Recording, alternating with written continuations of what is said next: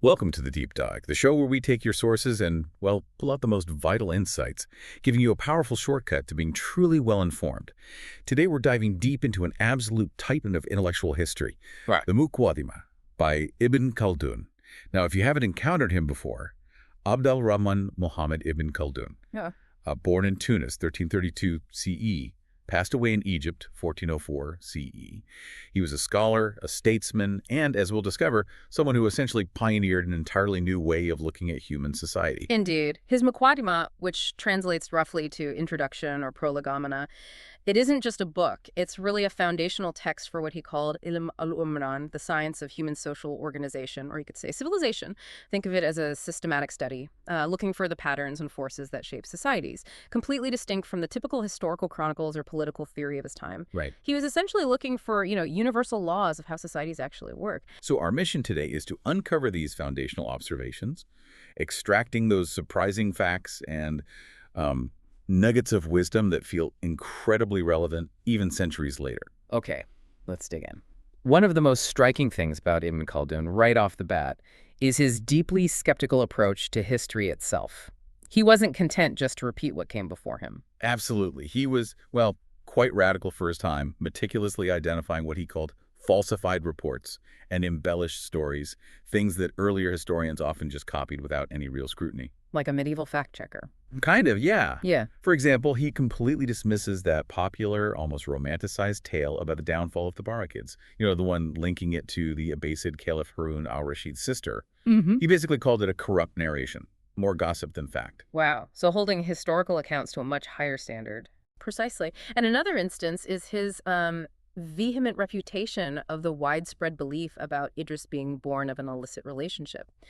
Ibn Khaldun forcefully states, and I'm paraphrasing slightly, that Idris's bed is pure by the ruling of the Quran. He argued that claims like that are fundamentally mistaken based on ignorance. Mm-hmm. He even observed that some historians of his era would actually fabricate histories specifically to flatter or serve the interests of their rulers. State-sponsored propaganda, almost. Essentially, yes. A form of it. That's a powerful indictment, and it sounds, frankly, quite modern. Now, at the very core of Ibn Khaldun's grand theory, this idea of how societies rise and fall is a concept he termed Asabiyyah, often translated as group solidarity or social cohesion. This is where things get really fascinating. It really is. He argues that Asabiyya is the fundamental engine driving the entire cycle of civilizations. It's not just a feeling, it's this potent force of collective will and loyalty.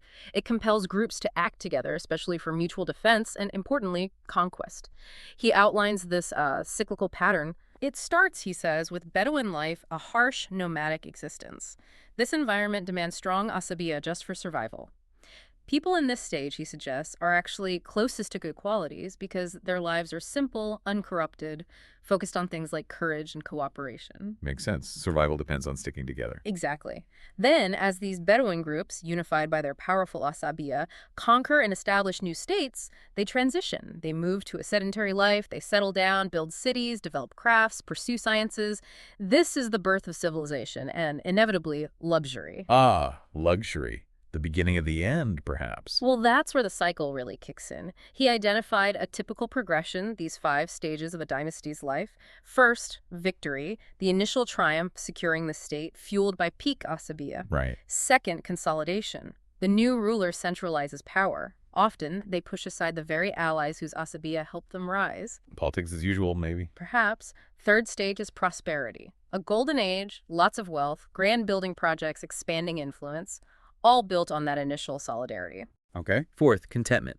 A period of peace, stability, but maybe also complacency. Rulers start imitating their predecessors, maybe losing some of that original drive. And finally, stage 5, extravagance and decay. As generations pass, Asabiyya inevitably weakens. Luxury takes over. This leads to moral decline, internal strife, the erosion of that initial cohesion. The dynasty becomes soft, vulnerable. And ripe for takeover. Exactly. It eventually collapses, making way for a new, vigorous group with strong Asabiyya to restart the whole cycle.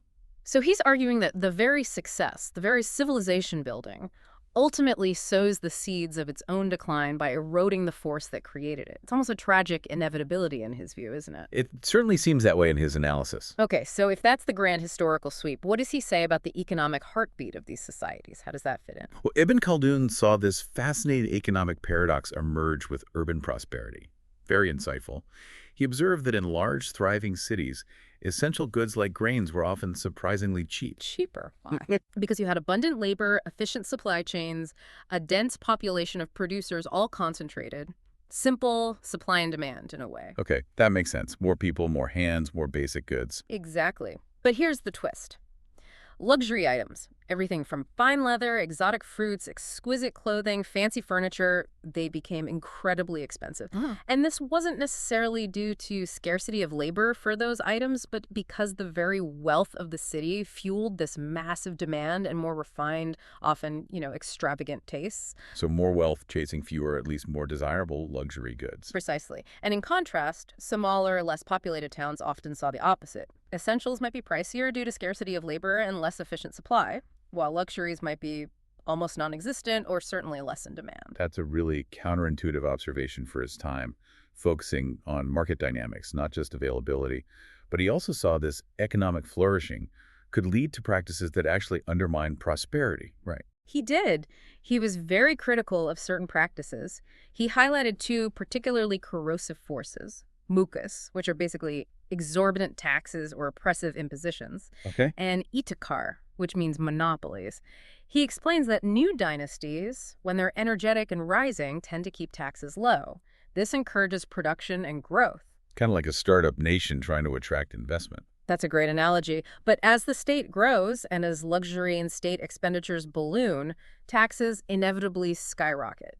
This, he argues, destroys aspirations. People lose the incentive to produce or innovate if most of their earnings are just taxed away. Right. And that leads, he says, eventually to the ruin of civilization. A stark warning. And monopolies. Equally destructive in his view, especially when powerful individuals, or even the state itself, forcibly buy goods at low prices only to turn around and sell them at exorbitant rates. This practice harms honest merchants, it distorts the entire market, and ultimately contributes to the state's decline. So exploitation built into the system. Yes, and he condemned both these practices quite strongly as forms of oppression, zulm. He warned they inherently destroy human society and its prosperity. It's a powerful critique of government overreach and unfair economic practices. So for Ibn Khaldun, true wealth wasn't about hoarding it in the treasury, but about it circulating and being used for collective benefit. A just ruler had to foster that. Absolutely. He believed a just ruler should promote fairness and actively avoid these practices that lead to what he called the withering away of civilization. Okay. Beyond these grand observations of history and economics, Ibn Khaldun really delves into the nature of knowledge itself and the human mind. This is fascinating stuff, too. He makes a key distinction between two primary types of knowledge: hikmiyah, which is like rational or philosophical knowledge. Right, based on reason and logic. And naqliyah, which is transmitted or traditional knowledge. Yes. Knowledge passed down through generations, often religious or text-based. And when it came to these naqliyah sciences, he placed an incredible emphasis on source verification, a concept absolutely central to scholarship today, but quite advanced for his era. How so? Well, take Quranic readings. He acknowledged the intricate debates around their precise transmission methods over time. He didn't just accept one version. Or look at Hadith, the prophetic traditions. He dives deep into the rigorous science developed for their verification. It's really quite remarkable. What did that involve? He details how Hadith are classified into categories like Sahih, meaning authentic, Hasan, or good, Daif, weak, and others. But this wasn't just labeling. It was a sophisticated methodology involving scrutinizing the entire chain of narrators, their reputations, their memory, their character, to ensure reliability. Like a forensic investigation of the sources. Exactly, to determine the accuracy of the report. That sounds incredibly systematic. And he even applied this kind of scrutiny to language itself, specifically Arabic. Yes, which is perhaps even more fascinating. He explains how the purity of Arabic, as he saw it, became corrupted through extensive interaction with non-Arabs as Islamic civilization expanded. This mixture led to errors creeping in. And this, he argues, necessitated the essential development of grammar. So grammar wasn't just academic. No, not just an academic exercise. It was a vital tool to preserve the integrity of the language, especially for correctly understanding the Quran and Hadith. He saw the decline of linguistic precision almost as a symptom of civilizational decay, but also the development of grammar as this heroic effort to counteract it. Wow. Okay, so he's got this rigorous approach to transmitted knowledge. But what's truly intriguing is that he then turns his keen eye towards the more elusive, even mystical aspects of human perception, things beyond pure logic or tradition. He does. He offers some really profound insights into the human soul and its potential connection to, let's say, higher realms of reality.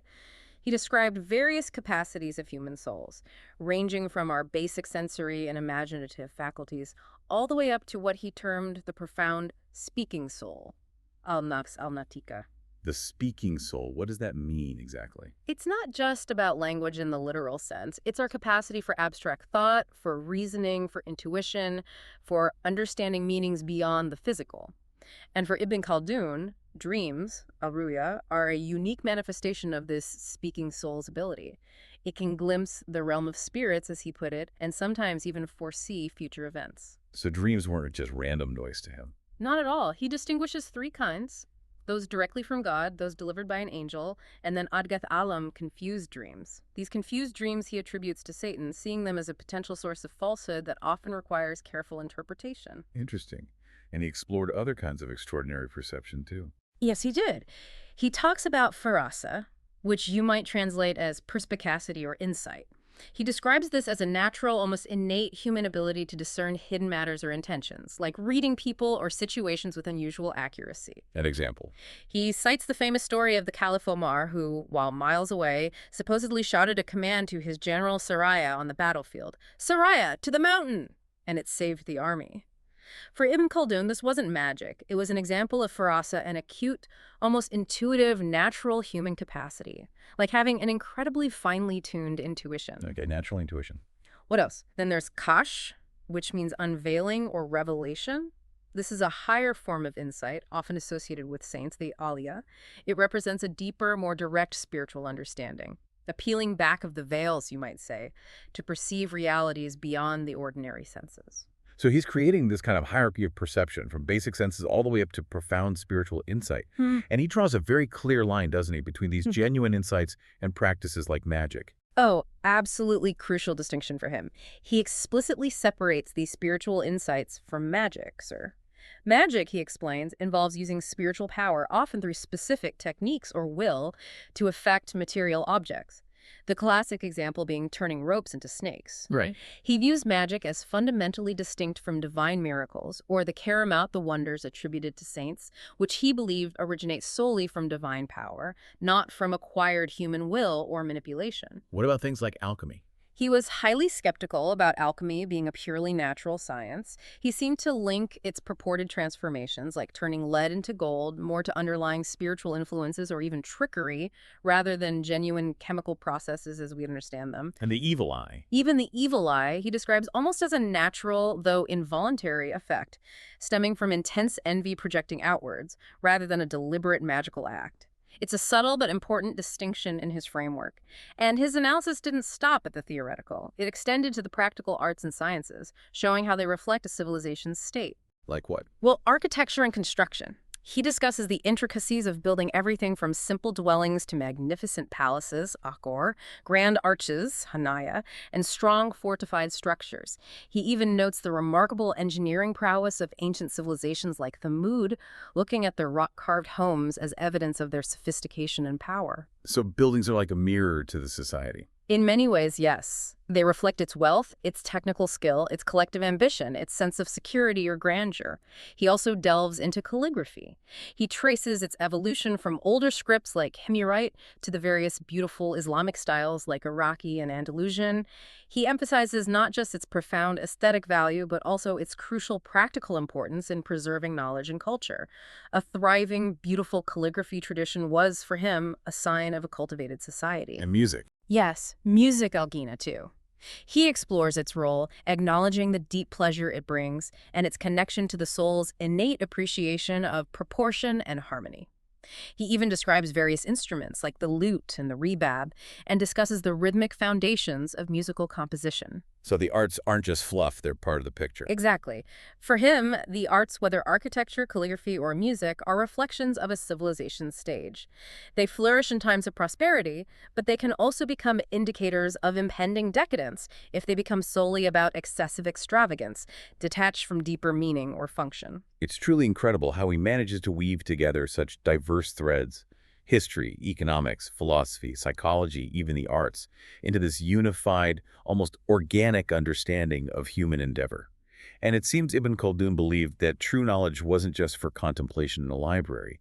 It had to be understood and actively applied to guide human behavior toward prosperity and away from decay. That's precisely it. Knowledge had a purpose. So as we wrap up this deep dive, it's crystal clear that Ibn Khaldun's Muqaddimah is far, far more than just a historical chronicle.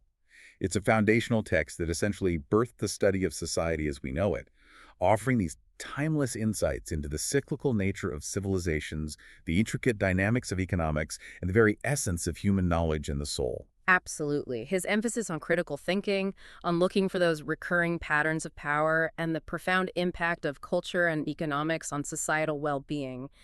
These things continue to resonate so strongly today. He's really challenging you, the listener, to constantly question what you see around you and to learn from the grand sweep of history, not just repeat its mistakes. And perhaps his most provocative thought, maybe one for you to really mull over, especially considering the societies we live in today. Ibn Khaldun believed, and this is a powerful statement, that the goal of civilization is luxury and extravagance, and when it reaches its limit, it turns into corruption. He suggests that the very characteristics of civilization and luxury are the very essence of corruption.